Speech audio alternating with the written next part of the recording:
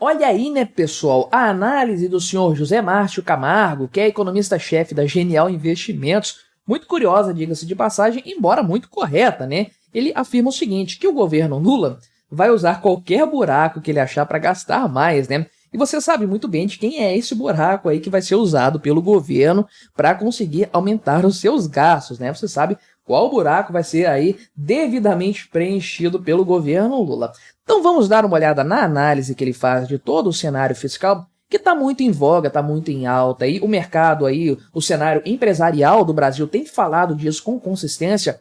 Todo mundo sentiu a água batendo na bunda agora. É aquilo, meu amigo, agora é o Deus nos acuda, é o corra para as montanhas, porque realmente daqui para frente só para trás, né? Vamos conversar então sobre esse tema, sobre esse assunto, sobre essa análise aqui. Mas antes, não se esqueça, deixe o seu like e o seu comentário neste vídeo, se inscreva no meu canal se você ainda não for inscrito, considere se tornar membro patrocinador do meu trabalho com valores a partir de R$ 1,99 por mês. Você me ajuda bastante dessa forma, pode ter certeza disso, né? Então esse camarada aqui, o José Márcio Camargo, fez uma análise aqui, conversando com o pessoal do Estadão, né? Tô lendo essa notícia aqui no site do Estadão, falando a respeito do arcabouço fiscal, da forma como ele está hoje, com as mudanças aí da Lei de Diretrizes Orçamentárias apresentada para 2025, uma tragédia total aqui, né? E ele falou basicamente o seguinte, que esse arcabouço fiscal não vai se sustentar com esse aumento de gastos que o governo atual está projetando. É um grande problema de forma geral aqui. Ele também fala a respeito das despesas, as despesas fixas do governo, aquelas pré-estabelecidas. Eu fiz um vídeo, inclusive ontem, falando sobre isso aqui, sobre como esse é o maior problema. Tem gente até que entendeu errado lá nos comentários o que eu estava falando. Não estou passando pano para governo nenhum, mas simplesmente é algo efetivo, algo real. Esses gastos fixos aqui, né, exigidos em Constituição, isso tem que ser revisto, é insustentável no longo prazo, né? Mas aí, de fato, ele tratou de vários desses temas aqui,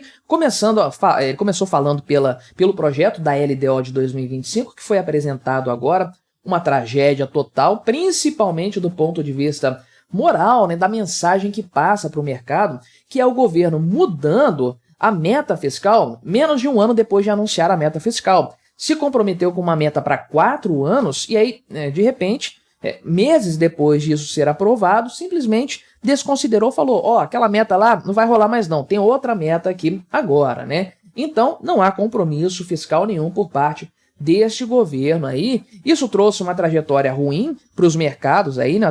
Uma confiança, um nível de confiança deu uma queda legal em relação aos mercados, né? E isso pode piorar a taxa básica de juros, a trajetória da Selic, que provavelmente já vai ter cortes mais lentos aí nessa história, né? Então, nas palavras dele, o principal nesse momento nem é atingir a meta, né? É deixar claro que está perseguindo a meta. Estou tentando chegar lá, fazer o que é possível e tudo mais, mandando um recado de compromisso para o mercado, né? Só que você não pode fazer o que o governo fez, que é o seguinte, olha, não estou conseguindo atingir essa meta de 2024, né? Agora no primeiro bimestre que fechou, eu vou mudar essa meta, então não tem problema não. Aí os agentes olham e falam o seguinte, né?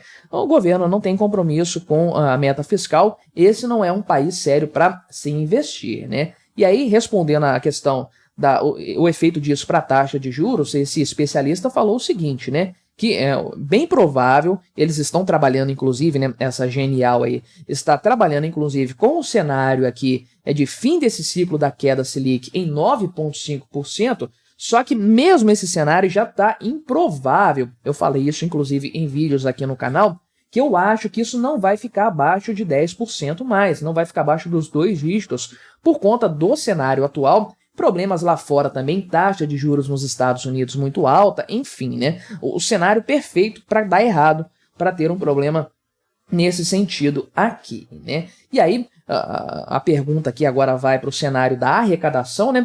Pergunta-se aqui para esse especialista se essa agenda focada no aumento da arrecadação já se exauriu, se ela tem ainda para onde ir ou se já se esgotou, né? Mas ele falou o seguinte, que primeiro é uma agenda errada, né? Ponto importante isso aqui, a agenda é errada, o cenário fiscal se resolve primeiro no gasto, você resolve o gasto, depois você tenta uma arrecadação maior para impulsionar o que o corte de gastos já fez. é o que o Javier Milei está fazendo na Argentina. Sim, ele aumentou alguma coisinha em impostos, ali, imposto de renda e tudo mais, mas ele cortou de forma brutal os gastos, mas de forma brutal mesmo, uma coisa poucas vezes antes vista na história da humanidade, eu diria. Então aí ele usa o aumento de receita só para impulsionar isso aí que ele já conseguiu, e ele conseguiu de fato superávit real, nominal, né, fiscal, depois de pagar tudo, inclusive os juros da dívida, né? Mas então, hoje, né, o cara aqui, o especialista, fala que, de fato, a sociedade já começou a reagir a essa questão de aumento de impostos. Então não dá nem para o governo ir nesse sentido. Curva de Laffer explica isso aqui muito bem, né? Então, na opinião dele, não importa o que o Fernando Haddad fala, né? Ah, não, é só para os mais ricos, os impostos e tudo mais. A sociedade não entende isso dessa forma aí. Para o brasileiro, de forma geral, aumento de imposto é aumento de imposto, não importa no bolso de quem vai doer, porque, aliás, dói no bolso de todo mundo sempre aí, né? E ele aponta algo interessante que eu vi pouca gente falar. Na verdade, eu mesmo não falei disso aqui, não nos últimos tempos, pelo menos. Falei lá atrás, na época das comprinhas na Shein sendo taxadas, né?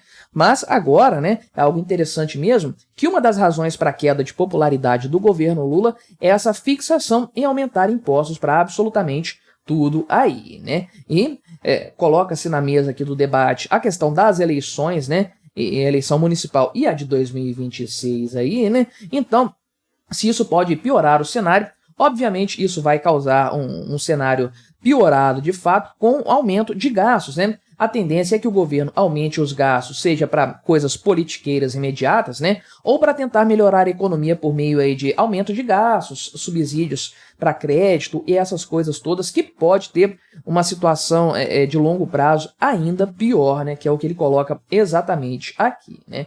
Então, o pessoal do Estadão entra na questão do aumento do PIB, sim, porque o governo Lula tem apostado as fichas dele no aumento da economia, no crescimento da economia que vai trazer mais receitas, por um lado, e vai reduzir a relação dívida-PIB, porque se o PIB crescer muito, né, a relação percentual tende a diminuir com despesas um pouco mais controladas. Só que o especialista diz que essas estatísticas, né, e suposições, importante isso aqui, né, apresentadas pelo governo, são muito otimistas aqui, porque o governo está se baseando numa Selic muito otimista, muito baixa, uma taxa de câmbio muito ok, muito confortável, que não está acontecendo. O dólar está em suas máximas aí de um ano, então realmente uma taxa de câmbio desfavorável, um crescimento do PIB nominal, ou seja, acima da inflação, ultrapassando a própria inflação, né? E uma inflação controlada também. É um conjunto de hipóteses que são extremamente favoráveis no papel, mas que provavelmente não vão acontecer. Ele coloca isso aqui. Então, essa relação dívida-PIB, com esse cenário, só vai se estabilizar daqui a 10 anos, né? Então, realmente, e aí com esse arcabouço fiscal atualmente, é pouco provável que você consiga sequer chegar nesse patamar lá na frente, lá no final desse cenário aí, né? Então, o pessoal aqui puxa um pouco a questão para o governo anterior, para o governo Bolsonaro, né? Falando o seguinte: mas o teto de gastos já não era um problema, o arcabouço fiscal só não está seguindo o caminho que o teto de gastos, com os furos no teto de gasto, o que esse caminho que foi ensinado e tudo mais, né? E ele fala o seguinte aqui, né? Que o teto durou 4 anos, né? Antes de sofrer os ajustes e tudo mais, só que ele foi muito mais permanente, né? Ele tinha problemas e tudo mais, só que ele conseguiu fazer aí uma coisa que nenhum governo, depois da democratização, conseguiu fazer, né? E ele cita que o Bolsonaro foi quem conseguiu conter o crescimento do gasto público abaixo do crescimento do PIB, reduziu essa relação pela primeira vez aí, né? Então, justamente por isso que todo mundo era contra o teto de gastos, porque ele funcionava, ele dava certo, ele limitava o tamanho do Estado. Mesmo com os seus problemas, ele conseguiu fazer isso. Imagina se fosse perfeito, né? Seria um mar de rosas aí e tudo mais, né? Então, esse teto forçou o governo a fazer reformas, a não dar aumento real para o salário mínimo aí e também a mudar aquela regra do reajuste da saúde e da educação. E aí o arcabouço fiscal cagou tudo no final da história. E perdão pelo termo, mas é isso que realmente aconteceu aí, né? Então, cita-se a questão aqui também desses valores, os pisos da saúde e da educação, se o governo estaria disposto a conversar sobre isso, mas, bem, a gente sabe que realmente o governo Lula não quer mexer nesse espinheiro aí, né? Tratam também a respeito da questão aqui da Câmara, da relação com a Câmara ali e tudo mais, vários pontos condicionantes, a questão dos próprios contingenciamentos e tudo mais, ele fala a esse respeito aqui, mas o grande ponto realmente, né, que é colocada a pergunta de, sei lá, R$1 trilhão, por que não? Foi o tamanho do rombo do ano passado, o que precisa ser feito? E ele diz, precisa ter um programa de redução de gastos, o que há hoje é um programa de aumento de receitas, de aumento de impostos, né? Então, esse arcabouço aqui fiscal criou um mecanismo de aumento de carga tributária para aumentar um gasto aí que já estava aí aprovado na época da PEC da transição. Então, era um gasto que já existia antes aí e tudo mais, e que foi mantido, né? Aquele patamar antigo foi mantido, e não há nenhuma tentativa de reduzir os gastos públicos, e sem isso, realmente, não tem como resolver o problema da dívida pública aí, né? Então, realmente aqui, a equipe econômica do Lula, na opinião desse camarada aqui, desse agente do mercado financeiro, né, eles acreditam que aumentar gastos vai fazer a economia aumentar, vai ser produtivo para a economia de forma geral e tudo mais. O Lula já se comprometeu a não reduzir os gastos aí e tudo mais, enfim, né? O governo Lula sendo o que ele realmente falou que seria e sempre foi. Então, a análise do senhor José Márcio Camargo aqui é bem ok, está dentro do razoável, né? E todo mundo já está percebendo isso. Hoje, né?